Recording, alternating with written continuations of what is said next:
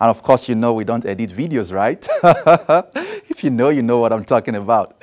Well, let's see what's happening in the social media. So what's trending this morning, the EFCC is denying reports that it received 10 million naira from the governor of Kano State, Abdullahi Umar Ganduje.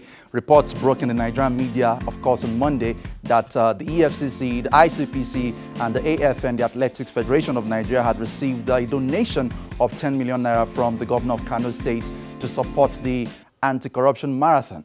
The EFCC came out yesterday to debunk that report. In a tweet from the official handle of the EFCC at official EFCC, they said, no, it's not true. That didn't happen. Let's take a look at that tweet and the comments that followed. Nigerians were also reacting to that tweet yesterday. EFCC debunking the report that it received 10 million naira from Ganduje. Okay, let's go to the social media now. This was the tweet alert. For the avoidance of doubt, no state governor or some other individual or group has donated any amount of money to the EFCC to carry out the anti-corruption marathon project or any other project for that matter.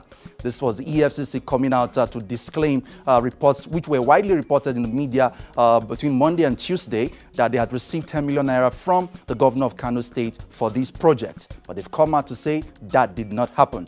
Let's go on now and take a look at how Nigerians were reacting to this development. From Tunji Oje tweeting said, you are fast losing the confidence once reposed in you. Even at that, it's hard to trust this statement from you. Did you see Ganduje video? Any plan for his prosecution after his administration, just like you divulge your plan to prosecute Governor Fayose? Nigerians questioning the EFCC, taking shots at the EFCC yesterday. D_Watch tweet and said, funny how people have concluded that the fake news being peddled is the truth, while the denial is being accepted to be false. Interesting perspective there from D_Watch from Vido Fiong tweet and said, I want to believe you, EFCC. Problem is, it's all over the media, and this is really bad for what you represent. Start by being fair and just in your fight against corruption, and you won't need to release statements like this. You can do better, EFCC. That's from David Oko on Twitter and Vidya Fiong, and then from man_K476. People have to be suspicious because of the way you conduct yourself. If you will keep defending unless you change people's perception on you. Comments to the EFCC questioning the credibility now of the EFCC is apparently that now they suggest that there's a perception crisis with the EFCC. From the comments you can see from ranks on Ubani tweeting said that you see no more confidence in you guys due to your decision to be partisan and biased in executing your duties. I am not surprised with the replies I am seeing. From Ranks Ubani, we saw that from AG Omeza. The EFCC is presently at its lowest ebb since creation. The agency has become an arm of the APC, with Magu wearing Buhari's campaign lapel pin to public functions. The same Magu was questioned about the Ganduje videos, and he said, next question. But Fayose's case, Nko, posers to the EFCC there, Sai, all were tweeting said, somebody is lying between you two. It's either Governor Ganduje is trying to cover up the $1 million video scandal, or EFCC is simply trying to clean their mouths after eating the food of corruption. Someone is lying, and we know. Sir Orwell tweeting there. And of course, yesterday there was drama in the Akwa Ibom State House of Assembly. There was an attempt by 5 members of that assembly to impeach the state governor, as reports indicated, and of course the speaker. But that plan backfired. As the other members, 21 other members arrived, they took to their heels, and the plot to remove the state governor didn't happen yesterday as was initially planned. Let's take a look at how that report panned out and some of the commentary that filtered into the Nigerian social media yesterday from the Akwa Ibom State House of Assembly. What would have been a political coup truncated pandemonium as 5 lawmakers move to impeach Akwa Ibom governor. Let's take a look at excerpts of this report and how the social media was reacting to this issue yesterday. Okay, we move on now to the next slide. I think there's a part of the screen that is truncated. And then from Ogaku AS, we saw this tweet. This is a high level of disrespect to the rule of law and the making a caricature, and they are making a caricature of our democracy. Is this the way we want to see and show the world that we are indeed the giant of Africa? What a shame, from Ogaku AS tweeting yesterday from Twitter user Beta Hubi. 5 lawmakers bundled them into police cell for detention. But according to details of the report, we heard that the 5 lawmakers had actually come with a lot of police support to make that move yesterday from Mighty George NG, happening right now in Uyo, just outside the Akwa Ibom State House of Assembly. It's just minutes after 5 APC members of the Akwa Ibom House of Assembly invaded the house and sat for plenary, but reportedly escaped upon arrival of Speaker Onofiok Luke and other PDP members. Let's take a look at this video that he embedded in this tweet.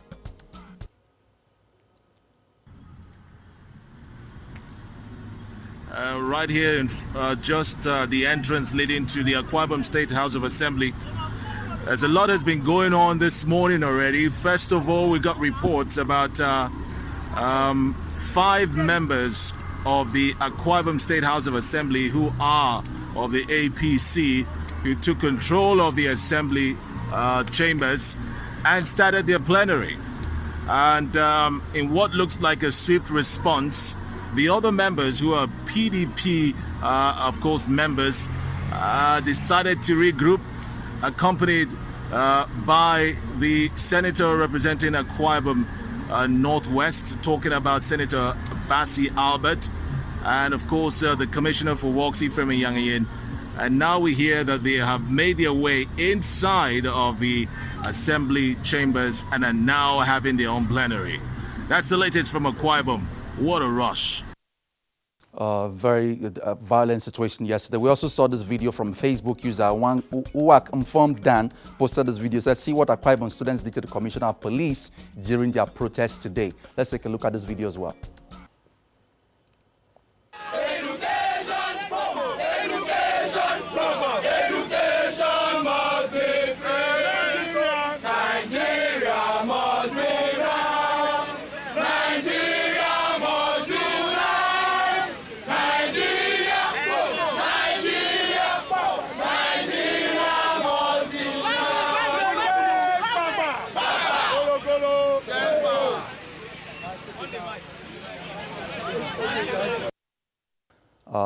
Young people of Akwa Ibom State yesterday resisting what was a mathematically impossible situation, but was almost going to become politically possible. 5 members of the House of Assembly upturning the decision of the remaining 21 to remove the governor of the state. Real NCNC tweeting said, I must say Udom Emmanuel is not serious. Likewise, the Speaker of the Akwa Ibom House of Assembly.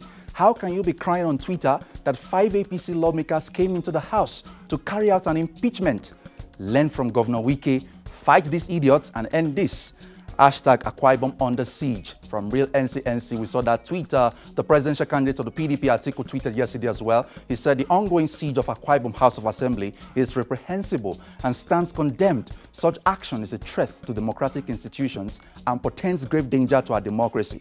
The FG should direct security agencies to rein in these anti-democratic elements and restore peace. From Atiku Abubakar yesterday, and from Senator Bassi Albert on Facebook, he said, I condemn the siege on the Akwa Ibom State House of Assembly today by some men of the Nigerian police force who reportedly aided the 5 ousted lawmakers to the assembly complex, drove out staff members and took over the chambers. Akwa Ibom is a peaceful state, and we urge those behind this unruly act to sheath their swords and further not heat up the polity. I stand with Governor Udom Emmanuel. From Senator Bassi Albert on Facebook, we saw that post yesterday. We also saw another post, another tweet, Facebook user Inibehem F. Young, a human rights lawyer, sharing a slightly contrary perspective, said in Akwa Ibom State, the supporters and active defenders of yesterday's impunity are now hypocritically pretending to be advocates of democracy today. The victims of yesterday's impunity are now the enablers of today's impunity. None of the parties are interested in public good or democracy. Both sides are only pursuing their selfish and partisan ambitions. Only a fool would die for them. Inibehe F. Young, human rights and constitutional lawyer, posting yesterday on Facebook from Emeka Okpara, lent 5 APC legislators just now stormed and took over Akwa Ibom State House of Assembly with active support of police. PMB must not allow this act, which runs counter to the decent principles he openly espouses. Talking about the president, the Speaker of the House Okay, the governor actually also tweeted. He said the mastermind of this crisis include people that this state gave the opportunity to become what they never dreamt they could become. People that other people gave the opportunity to become a commissioner for 6 years and a governor for 8 years, making it 14 years. Mr. Udom Emmanuel, the governor of Akwa Ibom State, tweeting yesterday. I think he also said something in another tweet that we saw yesterday. He said for the commissioner that police just posted last weekend, let's assume that he has finished his course. I call on Police NG, the police commissioner, and the head of the QRS must be withdrawn so that we can maintain peace in Akwa Ibom. The governor of Akwa Ibom State calling for the removal of the police commissioner. From People's TV, we saw this video of the speaker yesterday calling on President Muhammadu Buhari to live up to the name and the integrity that he has as the president who says he stands by the principles of the rule of law. Let's take a look at this video.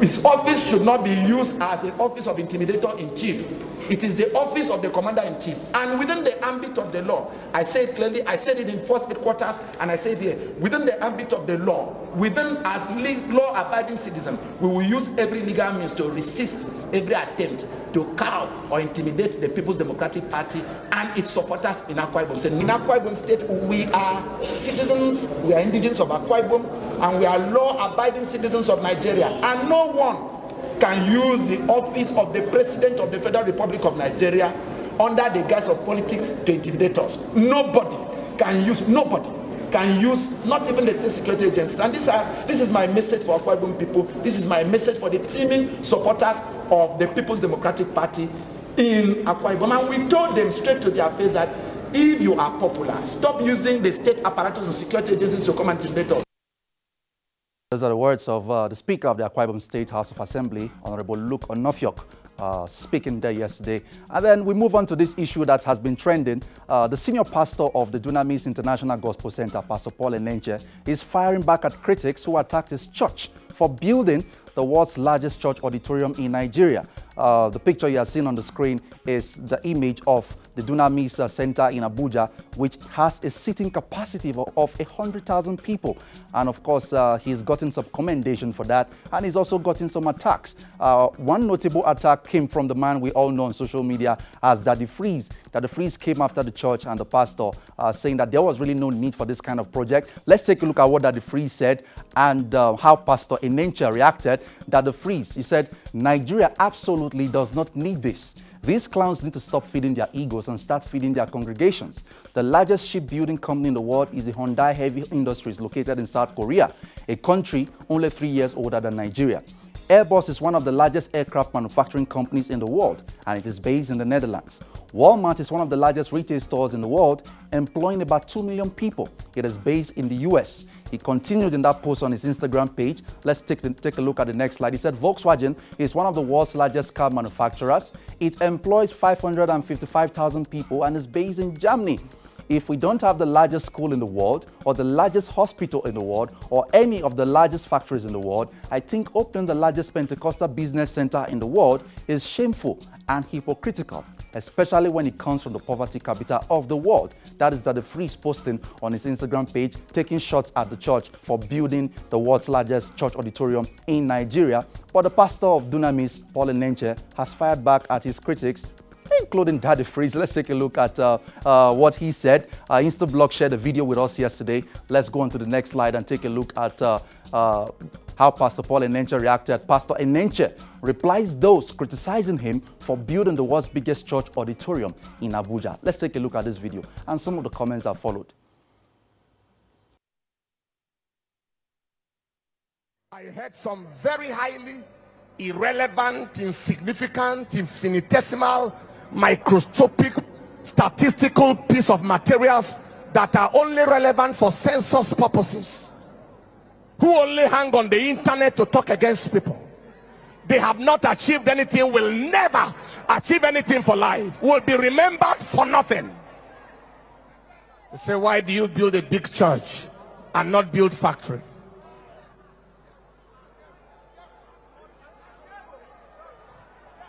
We are paying so many people on payroll. Over 5,000 to 10,000 people worked on this structure. They received their salaries and earned their living. But I have bad news for that devil. You have seen nothing yet. You have seen nothing yet. Get ready for heart attack. Get ready for heart attack. Pastor Paul Enenchel is telling his critics, you have seen nothing yet. You said I built a 100,000-seater capacity church in Nigeria. Well, you haven't seen nothing yet, he's saying. Comments on Instablog Nigeria. Rawomi, pastor built big church. Is it next he should build? Oh, you want pastors to build roads and hospitals? So what do you make government can't do? I never understand. From Magbula Obo, the last time I checked, he's a pastor, not a politician. If he paying you, go build your own factory now. And then from Francis Ndi, to a post and said, even Jesus wasn't always nice, from using harsh words on the teachers of the law to cursing the poor tree when he couldn't get fruit from it. The Bible doesn't compel its adherents to turn the other cheek always. Holy Angel 17777 posting on Instablog Nigeria said, Pastor, why curse now? Ha, small. Now blessing better. God fit change anybody.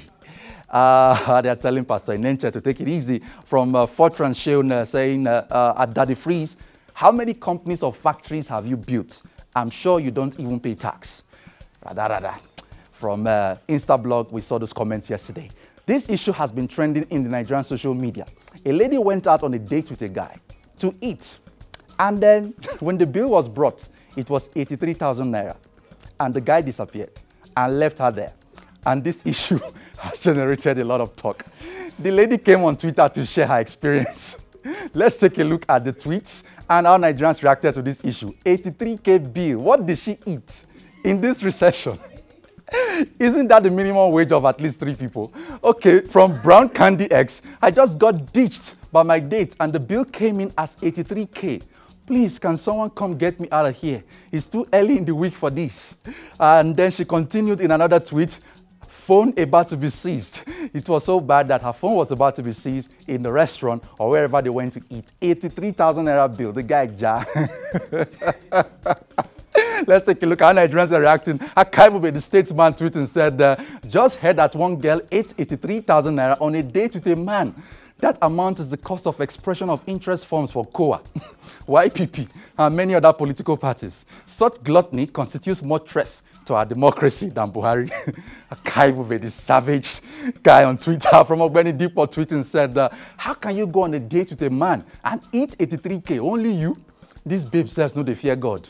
From Ogbeni Deepo. And then from Badman Soaps, imagine calling my mother to send me 83K that I went to eat and the person ran away. My mother would tell me to pass the phone to them and she would tell them not to release me till I pay all the money. Who sent you a message? From IP's Vodka. The boy looking at the 83K bay, making unnecessary orders, knowing he will soon run away. Of course, the Mikel Obi meme attached to that photo from Alex House of 308. Waiter, Madam, where you go? Ha, he went to the toilet. Waiter, okay, una chop half cow with 3 buckets of pepper soup, 4 crates of wedding at Canaan wine. And in fact, it's too long. Everything at 83K.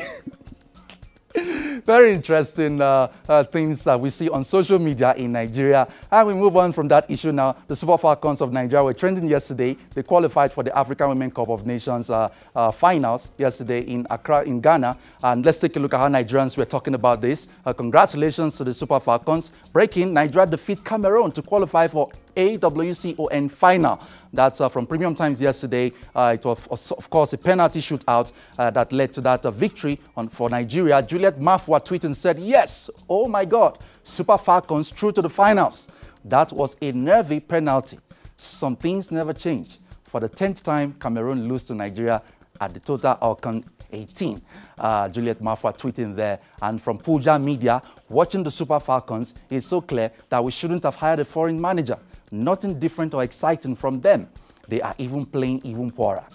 From Puja Media, we saw that from DJoy09. So, Super Falcons of Nigeria will meet Bayana of South Africa again. Time to settle scores, finally, Alcon 2018. And that is where we wrap it up this morning on Kakaaki Social. Follow the conversation on all our social media platforms at Kakaaki Social on Facebook, Twitter, and Instagram. Our YouTube channel is Kakaaki Social. Subscribe to us and share our videos on all your various platforms. I am Ohimai Amaize, your anchor on this segment. Handing you over back now to Chiko Dinaka and Utibe. Thank you very much, Ohimai.